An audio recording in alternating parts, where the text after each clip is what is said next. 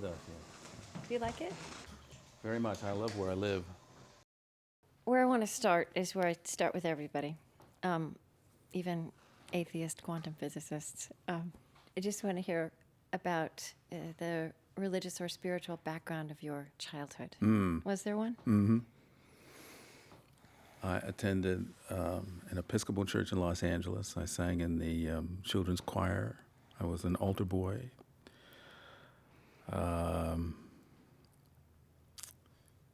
I loved the service. I loved the music. We had a wonderful choir director. Did you have an Anglican boys' choir? It wasn't a boys' choir, no. It was a children's choir. Yeah. Around the age of 16, I remember that I thought that I wanted to join a monastic order. And I thought about that for maybe a couple of years. And then I thought about the priesthood when I was about 24.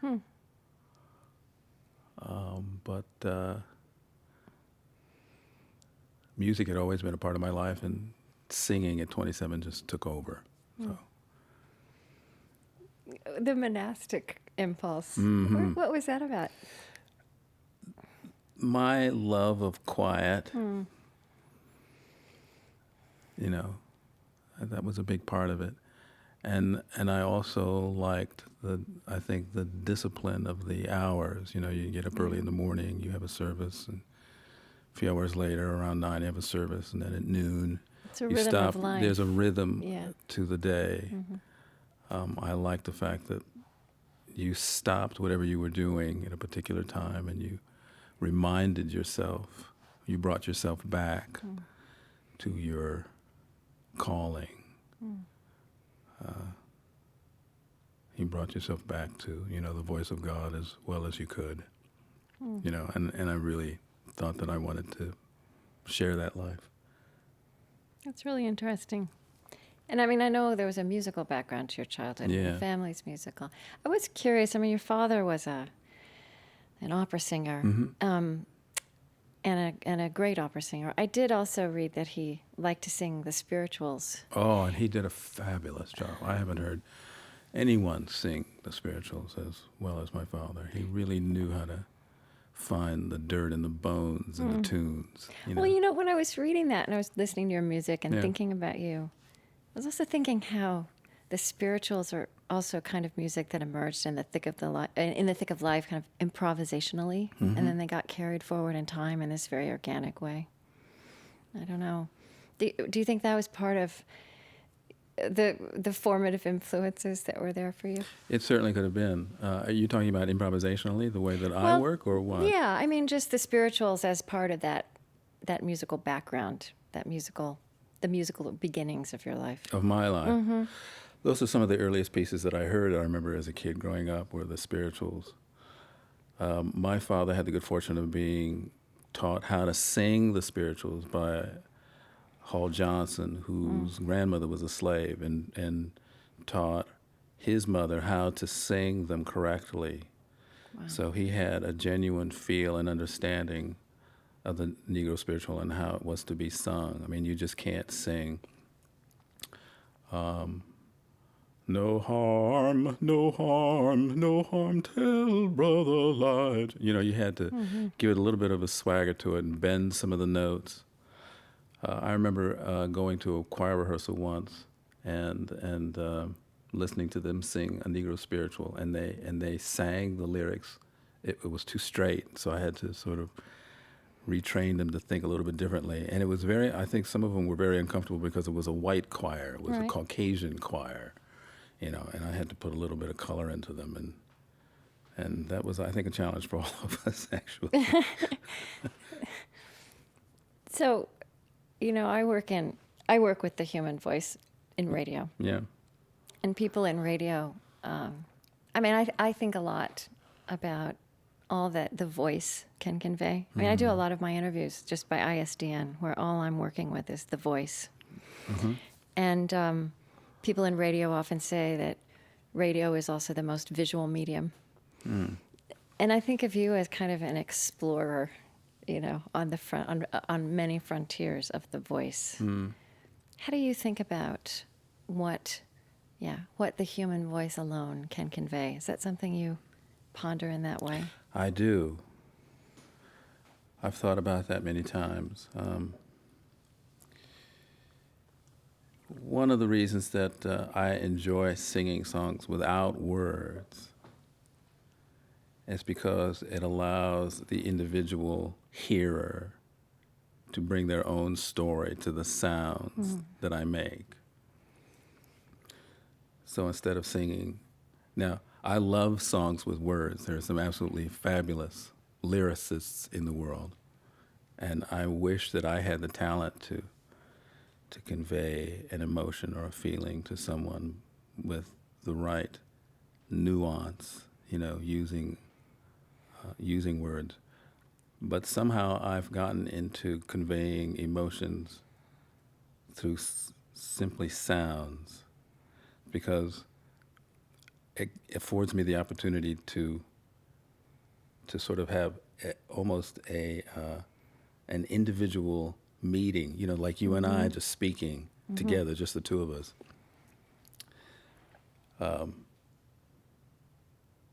If I say, for example, "Oh, I love you so much," blah, blah, blah, blah, blah, then everyone has the same experience. But if I sing, then everybody has a different experience. They have, to you, I mean, what did that convey? They have the experience that arises in their imagination and their memory. Yeah. Yeah.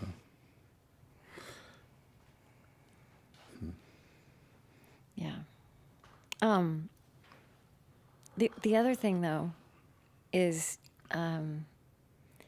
you're not I mean you're working with the voice, but it's actually your body, right? That's the instrument. I mean, to say that it's just the voice, in fact, is not quite big enough. No, I get what you're saying. You have to take care of yourself, I think, to sing well, or to be a conveyor of song, to catch songs. I like to think of myself as a person who catches pieces. That the songs are out here and they're just simply waiting for me to reach out for one and grab it and pull it down and have it come out of my mouth.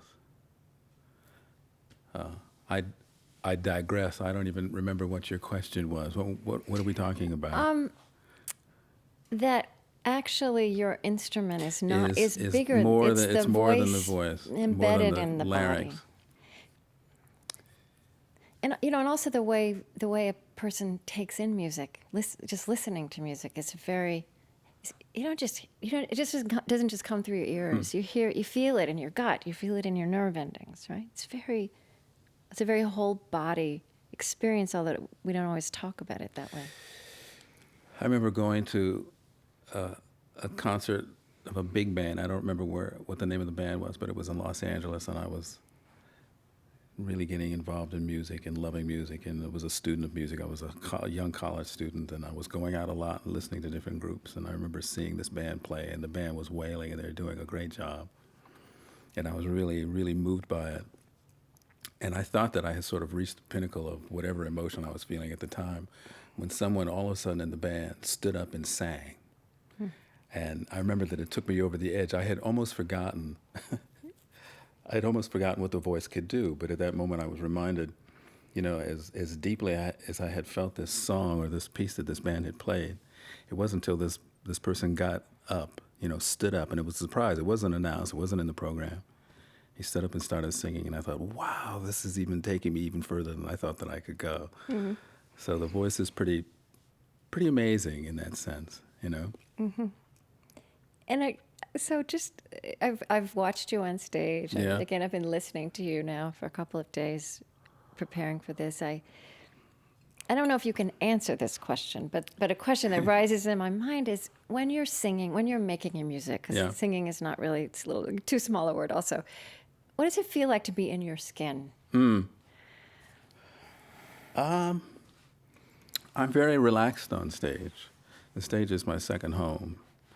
The stage is a platform for adventure, and I'm ready for anything that happens to come up.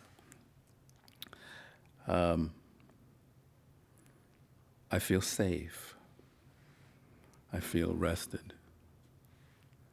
I feel full of potential and opportunity. I feel great. I feel really good that I get to use my gift.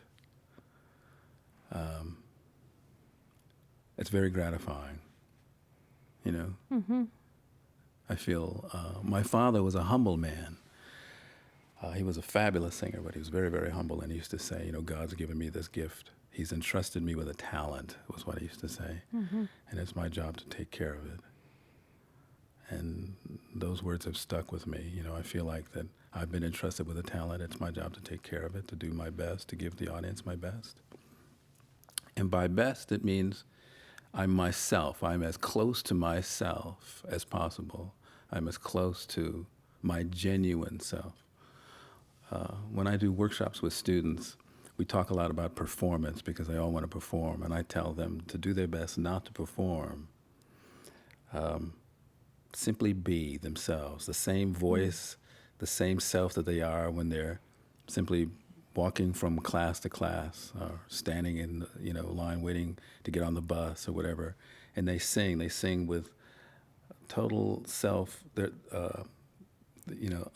they're unconscious of of themselves. They're not aware of people around them. They're singing very, very close to themselves. And I try to tell them to try and keep within themselves, and sing from that place that's very, very safe. It's extremely difficult to do because when you're on stage in front of a lot of people who are looking at you, and you're aware of them, looking at you and thinking about you and listening to you, it's difficult not to perform or to do something that's safe and easy. And I tell them that the best way to be genuine and to get their point across is to be as relaxed and as easygoing about the whole.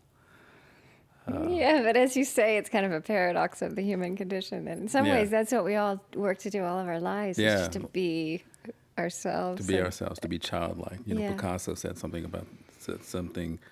like, he spent his entire career learning how to paint like a child again or something like that. Yeah. Right. Yeah, it's very, very difficult. Mm-hmm. It seems to me in some ways that the trajectory of your career, I mean, you've done a lot of things. You do a lot of different kinds of music. You do conduct orchestras with classical music. Yeah. But in some ways, you've moved from, in some ways, you're just bouncing off that phrase, you've moved from forms and settings. You've kind of done the reverse of how we might talk about growing up. I mean, you've moved away from established forms and mature forms into improvisation and spontaneity, or at least incorporated that into kind of mastery, which in a very simple way, in the way we talk about, in the way we look about moving from childhood to adulthood, or, from being an amateur to a professional. In some ways, you've reversed the logic of that. In what way do you mean? I mean, if we look at those things simplistically, you've moved more and more, you've integrated more and more the kind of spontaneity. I mean, going back to what Picasso said, that we know as children and that we lose as we're trained to be professionals, not just as musicians. This is why I love improvisation and why I think it's important to teach children how to improvise, children of all ages, to improvise. Right. Improvisation basically is simply motion. It precedes musical knowledge or understanding about anything. It's simply the act, the courageous act of opening up your mouth or putting your fingers on the keyboard or whatever, of opening your mouth and simply singing something and following it. Probably the best exercise I can think of is, to tell my students to put on some kind of a timer set up for 10 minutes. Open up their mouth and sing for 10 minutes, which is unbelievable how difficult that is to do for a lot of people. Right. Because somewhere within the first 2 minutes of this exercise, they're going to start talking to themselves and telling themselves how stupid this is and how dumb it is, and they start thinking about how, whether they're singing in tune or not, or or how crazy they might be sounding. And I'm glad that there's no one else around to listen to me sing because they think I was crazy and all that kind of stuff. And I tell them to fight all the tendencies to stop, because you're going to want to. 2 minutes into it, 3 minutes into it, 8 minutes into it, you're going to want to stop. Your entire being, your body is going to be screaming, stop, let me off of this, Right. And I say, no, continue with 10 minutes and do it. Do it every day for about 3 weeks and see what happens. It's simply motion, just the courage to keep moving, just to keep going, What gets in the way is, am I qualified to do this? Do I know enough to do this? Do I sound well enough to do this, or whatever? There are all kinds of excuses for you not to do it. Improvisation, I think, is so essential to having a well-rounded musical life. If I was a teacher, the kind that sits in a room with a student and, they're learning how to play piano for the first time, before I even showed them a note on the staff, I would say, okay, let's just improvise. Let's just sit down at the piano and just make up songs. And we do that for a week or two. And then I'd show them middle C on the staff. I say, okay, this is a middle C. We're going to improvise on this one note, just this, And we'll just whatever they want to do, play that. Then maybe after a couple of days of that, I'll introduce D. And we'll improvise on C and D and go back and forth, We'll play around with that for a while. And I'll just gradually introduce different elements of music. But it all starts from improvisation. I want to ask you about one of the most overtly religious songs you've done, which was a song, when you set Psalm 23rd to music, and you dedicated it to your mother. I did. It's a beautiful piece of music. Thank you. I know it means a lot. I know it is played often in religious settings, and you played with the gender. Right. And I looked for if you ever talked about that, but I'd love to hear the story of that song, of that setting. I have a group called Voicestra, which is an improvisational group. And at one of the rehearsals we were rehearsing at a church. Okay. And we got to talking about the heavy patriarchal element of, religion and all that stuff.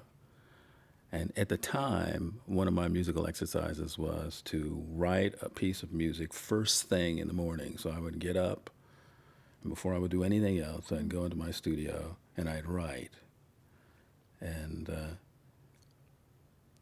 I guess because of this conversation that we had at that rehearsal, I thought, well, let me write something with the feminine gender, and I wanted to, because when we think about God's love, it should encompass, the mother and father, the feelings of a man, the feelings of a woman. They're different, and so this song just seemed to come out. It was based on, the church that I grew up. We had all kinds of chants. There were, chants that were sung by the choir, and this kind of reminded me of an Episcopal chant, in the Episcopal hymn book. And I wrote the feminine because I just wanted to remind people that, for a lot of people, when they think of their fathers, some of them might not have had great relationships with their dads. And also mothers too. Some don't have great relationships with their mothers, but sometimes we forget just the feminine element in religious service, and I just wanted to bring that out. Yeah, I've thought about that a lot too. That we use that metaphor of God as Father. Yeah. God's love is often presented in terms of parental love. Right. But I think it's a very important point that then people translate their own experience of father. Right. And there's something about the way you did that, just the word she. As you say, it does, it brings forth images and associations and emotions from a whole different part of people's It does. experience. You know, I'm married to a wonderful woman and have been for a long time, and I marvel at the way she's able to love our children. You know, men can be a bit reticent or hesitant to show affection to their children, and I'm not one of them. But I think in comparison to my wife, she's just absolutely extraordinary in that sense. And who knows, she might have also been a model for me writing the 23rd Psalm. I certainly know my mother was. Did your mother like for that. like the She psalm? loved it. I bet she did. Yeah, she loves it. Mm-hmm. Yeah, the Lord is my shepherd, I have all I need. She particularly likes that line, you know. Yeah. Yeah. You work a lot, it seems to me, with. I mean, that is an overtly, that is a religious. Those are religious words. It's from a religious context. You work a lot with religious language and religious musicality. You know, and you've done this. What did it start as an instant opera on the Tower of Babel? Tower of Babel, yeah. Or of Babel, right? Which became something called Babel. Right. Which you performed in 2010 in Moscow. I've been really intrigued speaking with Muslims in recent years about the musicality of the Quran. You know, they'll say it's not music, but it has musicality. I know exactly what you mean. You know what I mean? Yes, and do I indeed. hear that coming out, and you know, you've got Tibetan throat singing. I mean, other versions of that, of the musicality that's at the heart of these traditions. A couple of things. One, my favorite book in the Bible is the Psalms. I go through the Psalms every month. I read scripture constantly, but the Psalms is like the book that I go to most of the time because in it is conveyed every human emotion. And what that tells me is that God gets it. He gets us. He understands us perfectly because he, in his book, has included the emotional roller coaster rides that all of us go through. He gets it all. He understands it all. He can take it. Those angry songs, the He can cursing take it. songs. He can take it. Right. He can take it. He says, I get you, I understand you, I love you. You know. I was in Italy once, sitting at a cafe, getting ready to get on my bus to catch my plane. And all of a sudden, out of the lobby, I heard one of the most incredible voices I think I'd ever heard from this man, singing the top of his lungs, the most beautiful song. And he was a musician. He had been there the night before with a band. I can't remember the band that he was with. And I said, oh, you must come over and sit down. So he sat down and we had breakfast together. And he began to tell me about his family. Now, his family, he was part of this family where their tradition was to sing through the Quran. They sang through it. And they'd been doing it, you know, for like 500 years or something like that. Right. And I thought, singing through the Quran? He says, oh, yes. And we start at the beginning, we go to the end. We have all these scales, and there are all these sort of songs that are attached to certain verses and chapters or whatever. But they sing through it. And he grew up in this tradition. Oh, my God. I thought, wow, what would that be like to sing through all the Psalms? And I've attempted to get through them. Well, of course, but monks do that. Maybe that's something you were attracted to. Yeah, right. Yeah. It could be. But I think that's really wonderful. I think that there's a lot of music in Scripture, a lot of music. Mm-hmm. I read somewhere that you said that when you were thinking about the Tower of Babel that you can't believe everything you read. Mm-hmm. But maybe you didn't say this, but that you were asking a question about how did we communicate before common languages. Is that right? How did we communicate before common languages? That the story of the Tower of Babel is about language and the disintegration of that and the coming together. So is that not true that you? I don't remember. Asked that question? I don't remember asking that question. No. Well, I do think that whole question of music and and the deep musicality that's sacred, right? That's there, as you say, in Christianity and Judaism. It's not always in the form of kind of straightforward singing. It's chanting, or right, it's throat singing, or it's reciting. It's reciting. I was once given a book by a man who, and what's his name? It'll come to me. It'll come to me. In his library, he collected hymnals. Mm-hmm.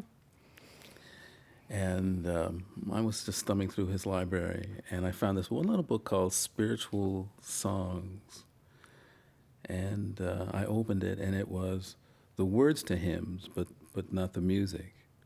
And he was telling me about the tradition in some churches where there's a song leader who sings a melody, and the choir would just simply respond by singing whatever the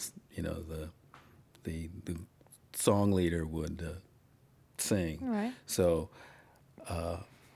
you have that, and you also have the fact that some of these people had been singing these songs for so long that they didn't need to put the music in the hymnal because everyone knew the hymns.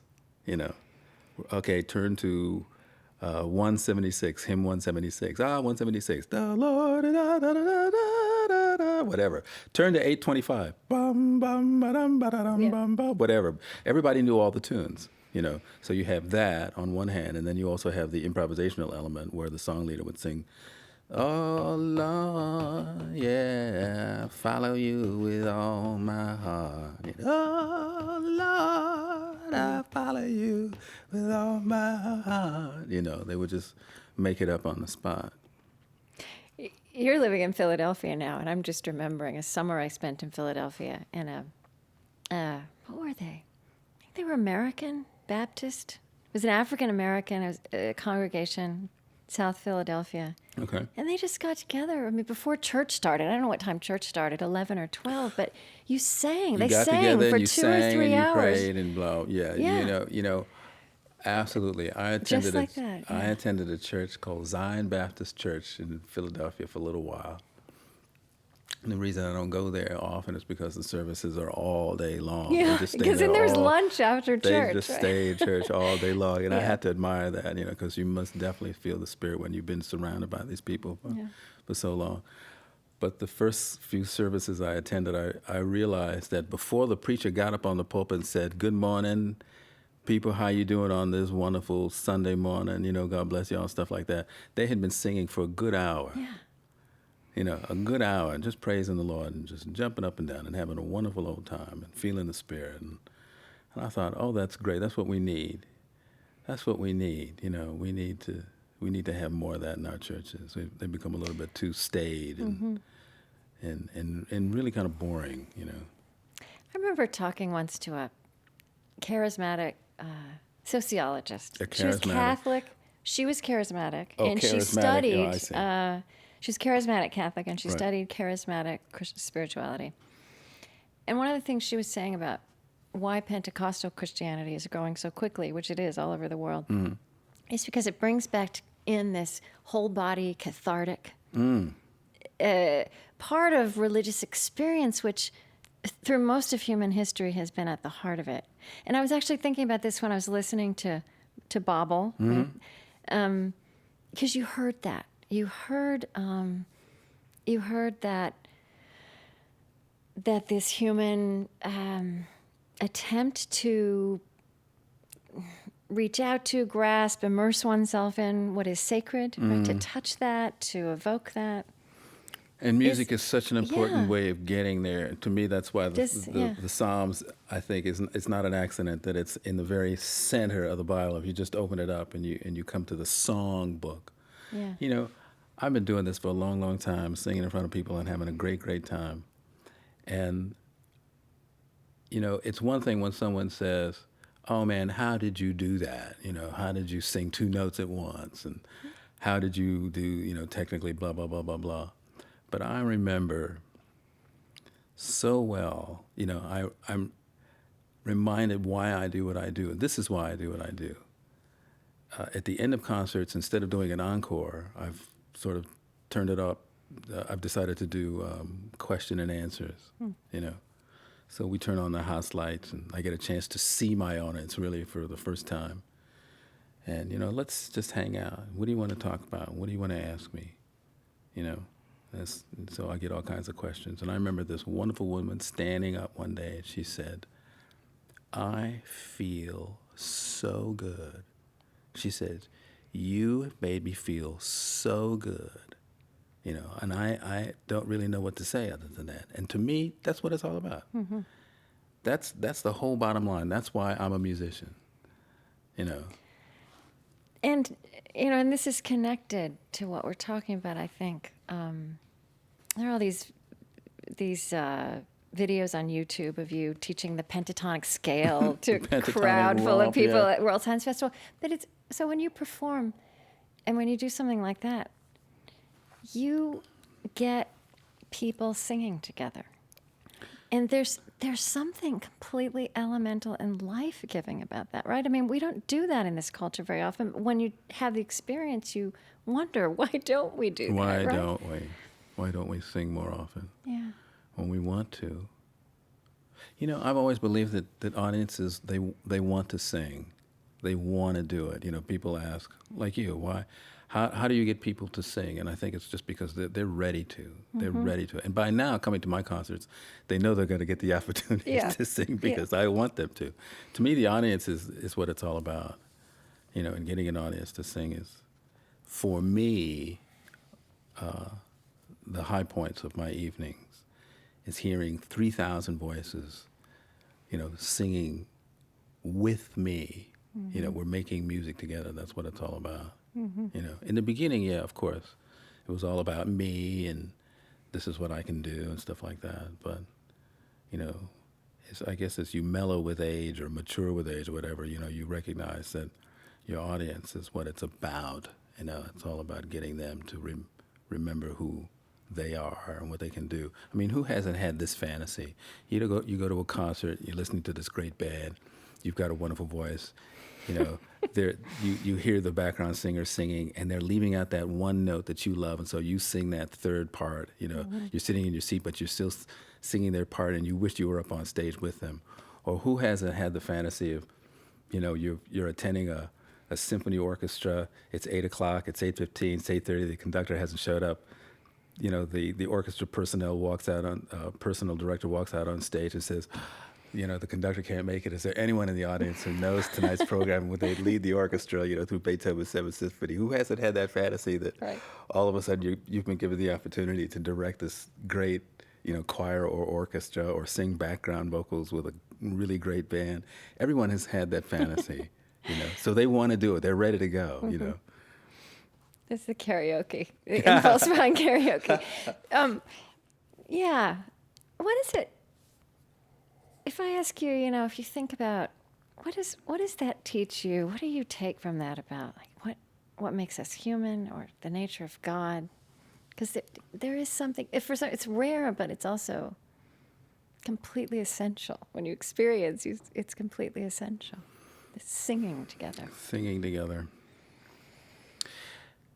It's essential for me because I grew up in a house full of singers. Mm-hmm. There was singing in my house going on all the time. It was very, very natural. Both my parents were voice teachers, so there were students traipsing in and out of the house all day long.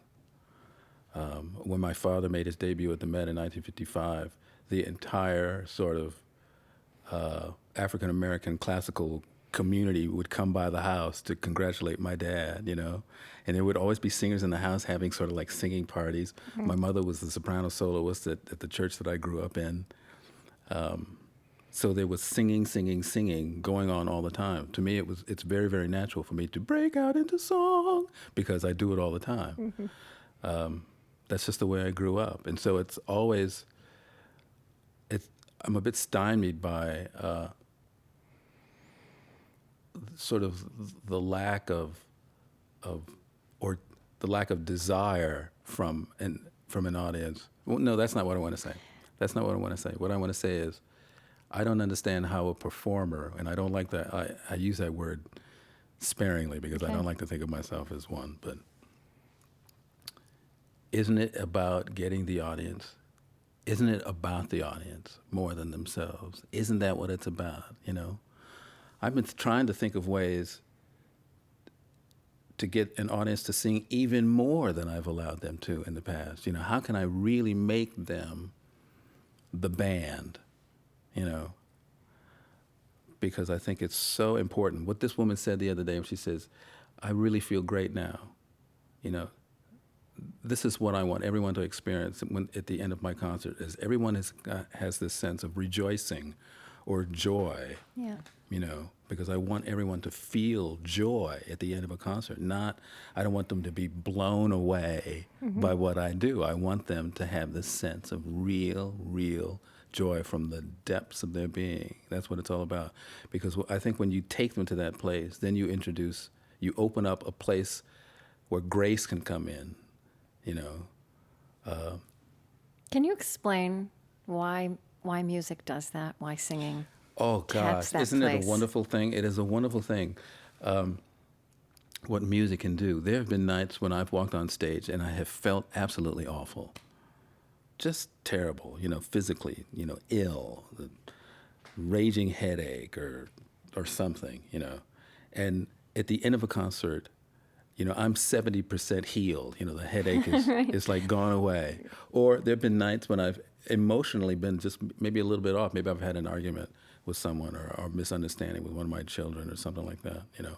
And I walk on stage and I'm just like, okay, blah, blah, blah. You know, fists clenched and just sort of, you know, just hot, you know. And within a minute, you know, I'm open, I'm happy, I've cooled off. I think the best way to sort of deal with temptation is to actually sing, you know? Really? Yeah. Yeah, if you're like tempted to say the wrong thing or whatever, you know, to open up your mouth and start singing is a great way to deflect negative emotions. I think it's a really good way to feed yourself some positive. Singing as an ethical discipline. There you go, and why not? Yeah. So in a lot of meditative traditions, there's this core insight that the breath unites mind and body and spirit. And you work, I mean, and voice, singing is also a lot about breath, right? Yeah. Especially the way you do it. I was just kind of mulling over that again. It's not, so where this took me when I was thinking about you is, it also seems like the voice, which makes sense because it's an extension of breath in many ways, also does this organic thing of getting us into alignment somehow, bringing mind and body and...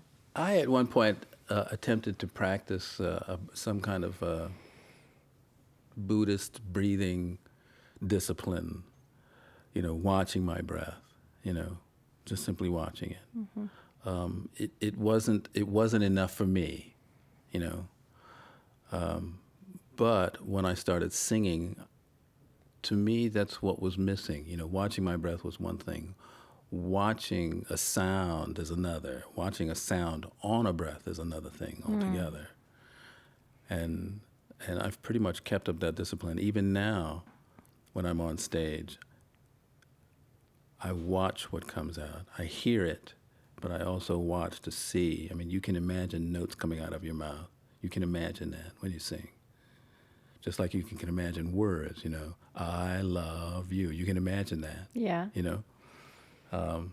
And sounds, you can also imagine sound coming out of your mouth. So I like to think of sound coming out, going out, surrounding the room that I'm in, you know, surrounding myself, surrounding people.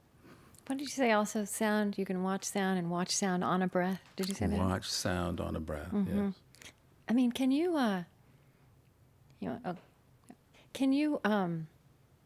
show me that? Can I hear what it is? Every sound is writing on a breath, I guess. It is. But are some of them writing more differently on breaths? It depends on how you breathe, I guess. I guess it depends on what kind of rhythmic or what kind of an effect you might be looking for on a breath. I don't know if I can actually show you that.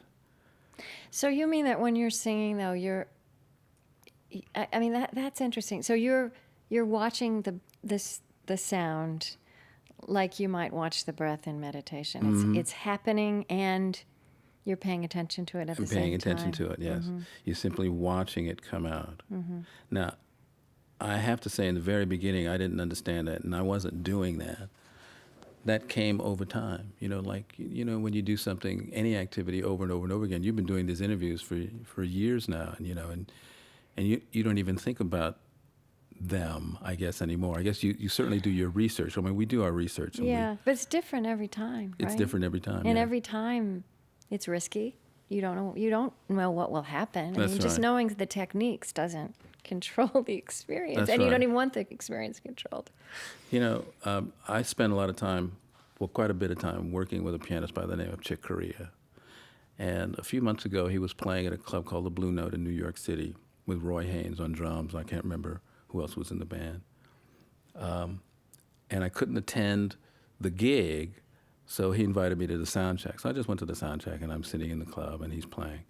And the thing that struck me was the ease in which he played. He's at that point, and all musicians want this. They want to get to the point where they don't have to think any more about their technique.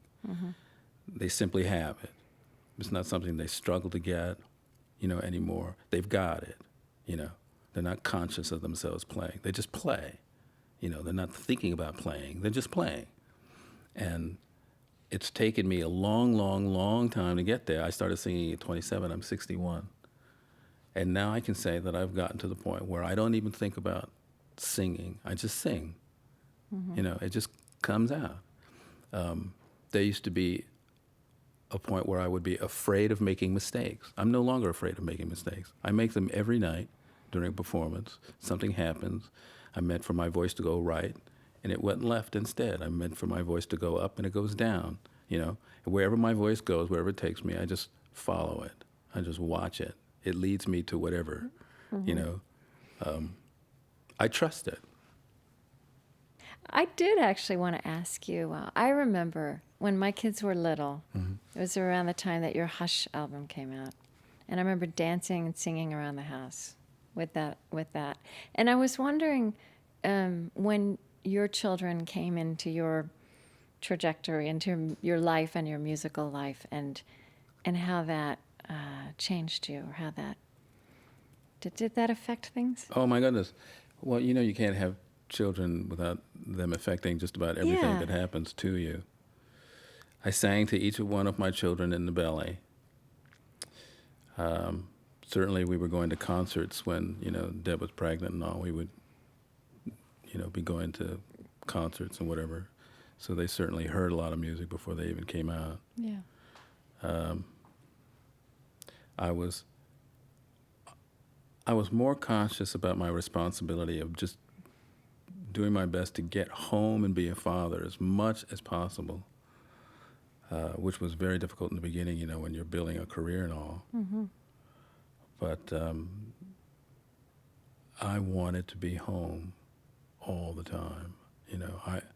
I hated missing out on everything. When they're under a year, they change so much in a week, in a day. I'd go away for 5 days and come back. This constant metamorphosis. Yeah, I mean, it would just blow me away how much they'd changed in just, 5, 6, 7 days. I just wanted to be home. I wanted to read stories, be the tickle monster. And I loved reading stories to them because I'd love, playing all the characters, and changing my voice. And, right, which you do on stage too. And adding maybe a little musical interlude here and there. And I loved that. My daughter, in fact, I think my daughter in particular, who's the youngest, she's 19, she would have me over at her, coming to her classes to read stories to the children because she had had so much fun. She had had a lot of fun with me reading stories to her. She wanted...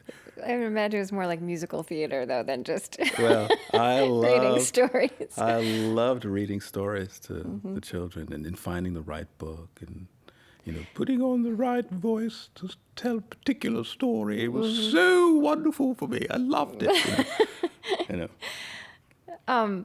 But I think for a lot of us, it's when especially when our children are little, they reintroduce us to play. Oh, There's yes, so they do. much play. Your music is so playful, so much of it. And that was probably true of you before your children. Yeah, and I was since going to your say children, my wife, if she was here, she would probably say, "Oh, he's always He been was- a kid. He's always playful and goofing off." Yeah, but I wonder if you also, I guess I have the experience that part of your talent, again, also in your calling, is that you also you draw that out of sober adults, right? I hope so. I hope I do. Yeah, indeed. I have a lot of fun with kids. Once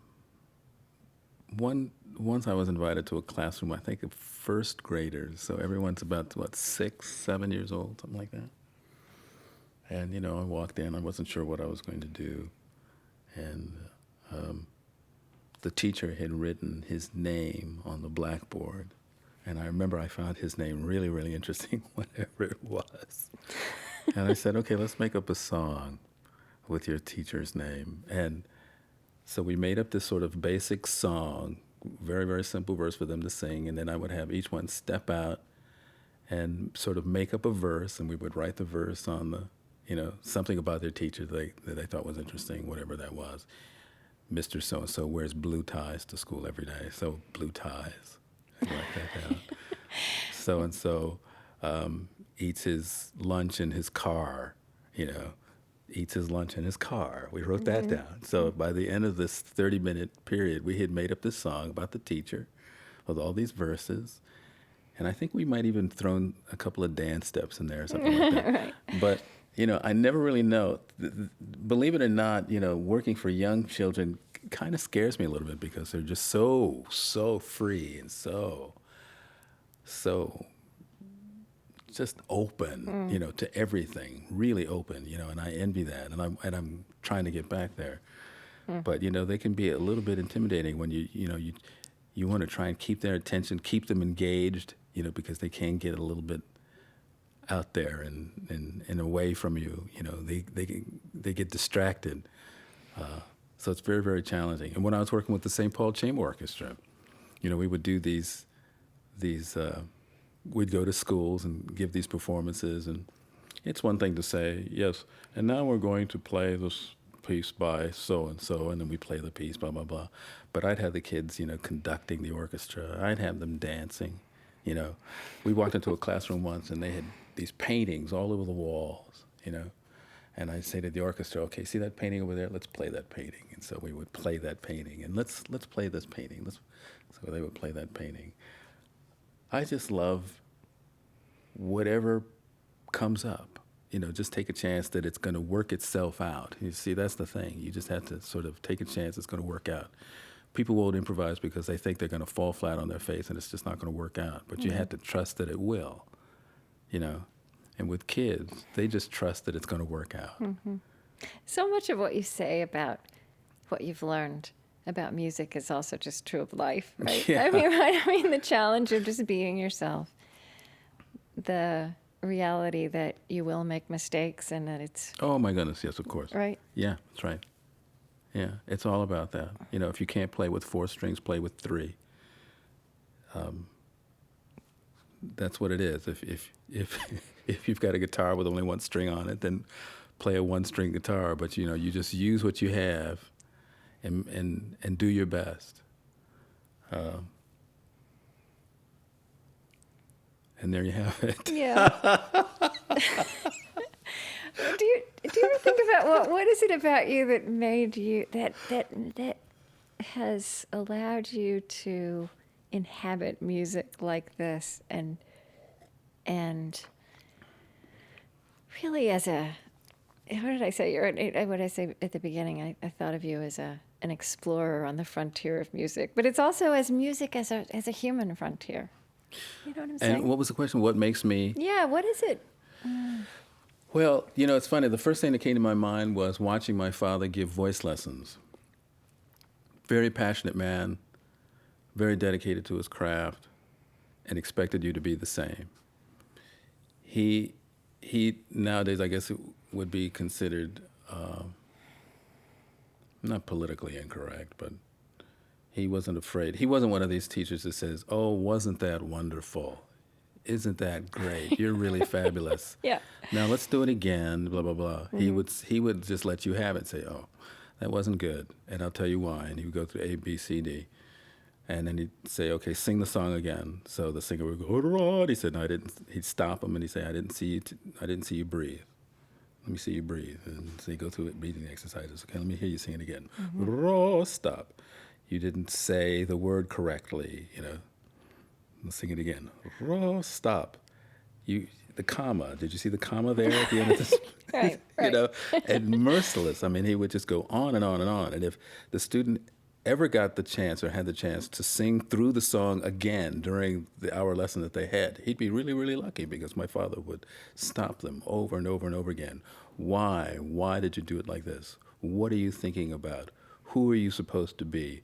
This song is a script. Pretend that it's a script and you're the actor. What are you trying to say? What's the emotion you're trying to convey? Over and over and over again. So that's part of it. Watching my dad You're different from give that. lessons. But what he was trying to get them to do was to be themselves and to be free. He was trying Right. to remind them who they were. Because a lot of singers come to a lesson and they're looking for themselves. They need somebody to sculpt them. But what my dad was trying to get them to see was, it's okay to be yourself. This is, you need to find out who you are, because that's what people are interested in. So what if you've got an absolutely astoundingly beautiful voice? So what? Right. They want to see you. Do you ever watch American Idol? My children Yeah, watch it. I know. I Sure. try. These singers have these wonderful voices. Every Yeah, once in a while, right. I thought to myself, if I was asked to be like a guest judge on the show, would I volunteer? Would I do it? I don't know. But these singers, God bless them. God bless them, because they have wonderful instruments. They have a wonderful voice. They can sing well. They can sing in tune most of the time. They have wonderful instruments. But my father would say, "Okay, so what? So what? You've got a wonderful instrument. So what? You can sing in tune. So what? Big deal. What we want is the core, your essence. We want your essence. That's what we want to hear more than anything. That's what he was after, and I think that's what I got from him. Why I do what I do is because I'm looking for that constantly. You look for it in a really different way, though, right? In a very different You draw way. it out of people, Yeah. maybe, rather than Right. pushing, Yeah. pulling it out. Pulling it out. Yeah. So, I want to talk to you about spirituality in your work, and it's a hard thing to talk about. Why? It's in your music. It's hard to put words around. It's hard It to is. put good It's enough very words. That's difficult what to I put mean. words It's around hard to put good enough words around. Yes, that's true. And I don't even think we could do justice to it with words if talking about it in your music. Right. But can we try? We can. I mean, here's something I wanted to read to you. This was just some person on the internet writing about vocabularies, which is your 2010 album. And he's kind of wary about spirituality and in general. And he said this of you. He said, he's actually trying to make it work. He says he may be spiritual, of Bobby McFerrin, but he apparently knows the world of the flesh as well and has a very wicked sense of humor. Now, what's interesting to me is he's writing that as though those things are at odds. But I think that gets at some of the features of your spirituality, that it's Yes. fleshly and Yes. humorous. But isn't it true, though, that it's a constant battle between the spirit and the flesh that we live through every single day? Everyone has the spirit. Everyone is spiritual in the sense it's that the spirit is the animating factor of our lives. Without the spirit, we couldn't be alive. I sincerely believe. I remember when my wife's mother died, she said that when the moment that her mother died, she knew that what she was looking at was no longer her mother, because the spirit had left her body. Right. And it's the spirit that animates our life. But every day, from the moment that you get up until the hour that you go to bed, you are battling, your spirit and your flesh are battling for dominance constantly. You know that the right thing to do is to not say what's on your mind, even though it might be true and even though it might be necessary, but it's not kind. But you want to say it anyway. You're battling with the flesh and the spirit. The flesh says, just get it off your chest. And the spirit says, no, wait. Think. Pause. Find the right word or the right time. Maybe now is not the time to do it. I mean, it's a constant war. So what this guy is saying is absolutely true, but it's true for everyone. But the spirituality in your music is embodied, right? It's fleshly too. I mean, that joy that you talked about, that transformative thing that happens when you start singing, it's not just about the sound. It's something that's happening in your whole body, and music has that transformative effect on a listener as well. Yeah, well, one of the things that I know in 90 minutes of performing on stage or being on stage is that I'm in the battle with the flesh and I'm going to win. At the end of, for 90 minutes, I'm victorious. Right. I'm going to win this battle because that's what it's all about. Singing to me is like singing through the spirit. Once I had an interesting experience. Once I was in Paris, and I had 4 nights at this fabulous theater. And at the end of the first night, a woman came backstage, and she introduced herself, so-and-so, and said that she had spent a year studying with this well-known ethnomusicologist at the University of Southern California in Los Angeles. They had been studying African languages, particularly African languages that had been extinct or near extinction. So, in other words, this person evidently came into some information or some documentation of tribes that were on the edge of extinction that had their own, social system and language system and whatever. Right. And so he came back to America and was teaching these languages to, students at the university. And she was one of his students. And she came backstage and said, she introduced who she was. She says, I want to know how you know these languages that I have been studying for the last year because I heard you singing them. Now, I said to her, well, I hate to disappoint you, but I don't know what you're talking about. I just open up my mouth and I sing whatever comes out,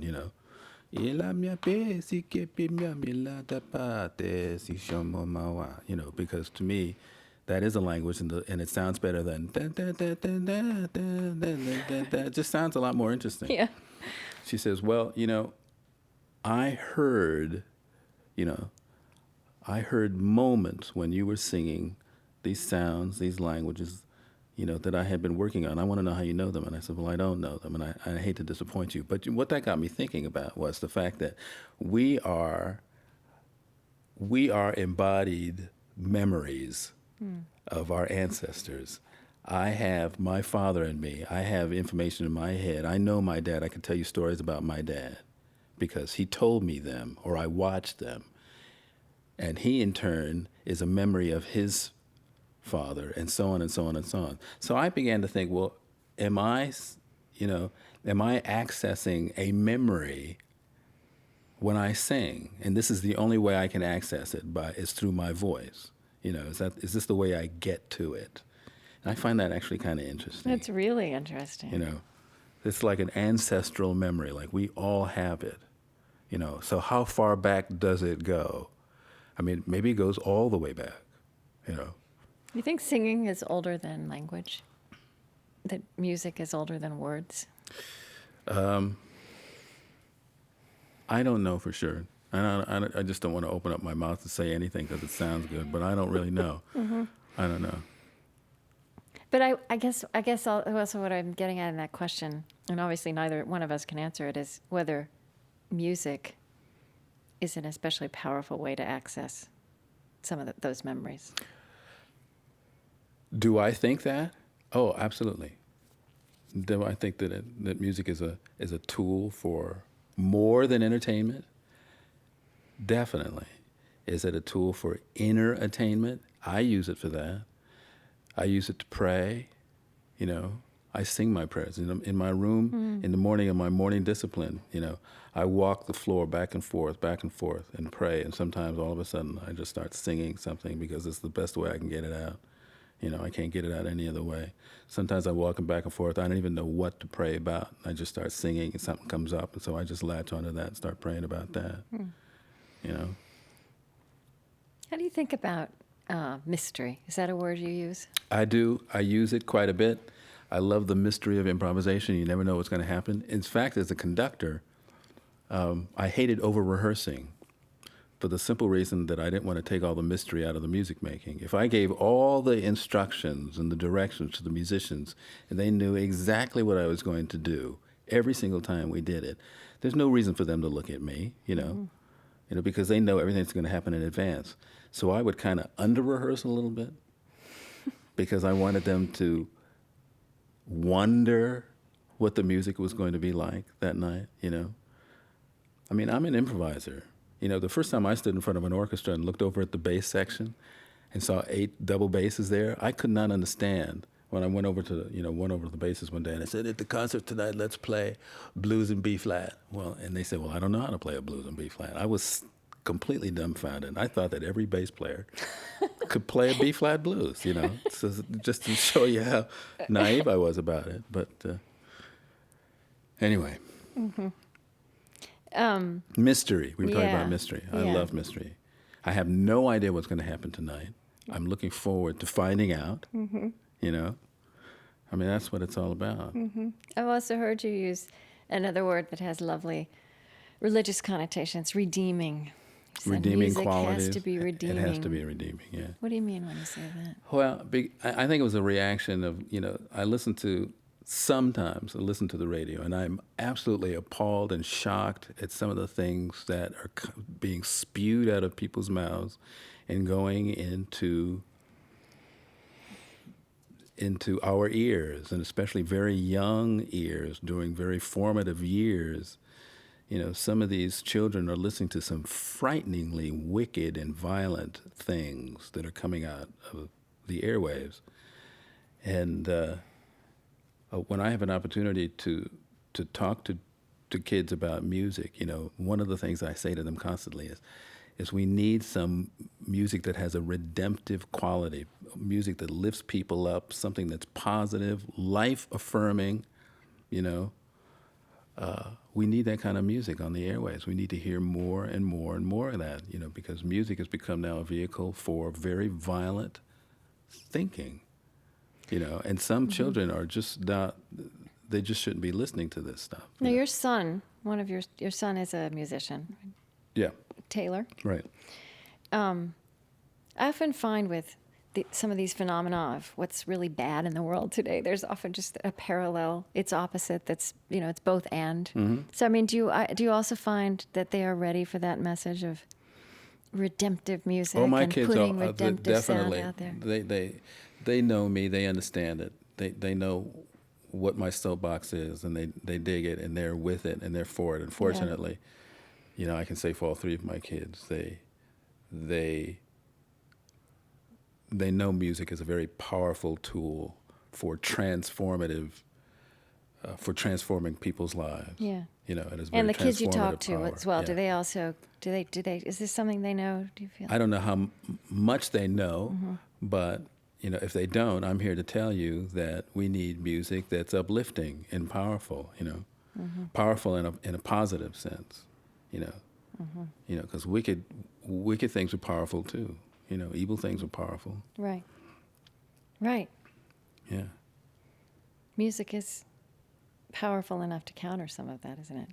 Definitely. You can almost tell sort of the state of the times through the music that you hear. You wouldn't have to watch the news anymore. Just sit down and listen to the radio, listen to some of the music that's coming out of the airways, and you could probably figure out what's going on in the world, what's going right, what's going wrong. Wow. We have to finish, but I just want to ask you, I kind of feel like we've circled around some of this stuff about mystery and what is sacred and spiritual, and as I acknowledge, it's hard to get at those things with words, and maybe circling around is the best you can do. But is there anything you'd want to say about any of that feels really important to you? Well, people say to me, you're a pretty spiritual guy, right? Or you're a pretty religious guy. Well, I'm a Christian. I grew up in the Christian church, and I read scripture every day. I study that book. I study the Bible probably more than any other book. I'm very, very curious about it. It's deep and it's mysterious, and it should be if it's God's book, and if we understood everything about it, then it wouldn't be all that deep and it wouldn't be all that mysterious. So I read it constantly. I wish people, when people say, who is God to you? I have to go to, the chapter that says God is love. That's the very, very, very first thing. And then I have to also go to the first words in the Lord's Prayer, our Father, our Father. So we're all brothers and sisters. There's lots of stuff that we're just not going to get about each other or understand about each other. Lots of disagreements we're going to have every single day. But civility must never leave the table. We need to be civil. We need to be kind. 1 Corinthians chapter 13 is the love chapter in the Bible, and it tells you what love is. And the first thing it says is patient and it's kind, And if we just had more people practicing that, so what if we don't agree on a lot of stuff? As long as we're patient with one another and we're kind to one another, to me, that's the essence of spirituality and religion. That's what it's all about. I'm sure when the Dalai Lama is around, he's going to be talking a lot about kindness and being kind. Do you remember this movie called, what was it called? The Lost Horizon? It's a great, great movie. It's about Shangri-La. Oh, yeah, right. And so this diplomat, I guess, is kidnapped and brought to Shangri-La, and he meets the old Lama, who's sort of the head of the clan, and it turns out he's like 200 and something years old, and the thing that comes out of his mouth is, the thing that he's trying to teach people more than anything else is to be kind. We need this more than anything, more than talking about stuff, more than all this political rancor that's that's just spewed all over the headlines. I mean, it's getting really crazy out there. It's getting stupid. There's a lot of stupid stuff out there. But even those people, need our kindness. They need our love. They need, and we need to practice that as best as we can, I'm going to hang on to that idea you have that one of the best things to do when you feel like being unkind is to sing something, right? What? So any advice about what to sing? Just burst into song?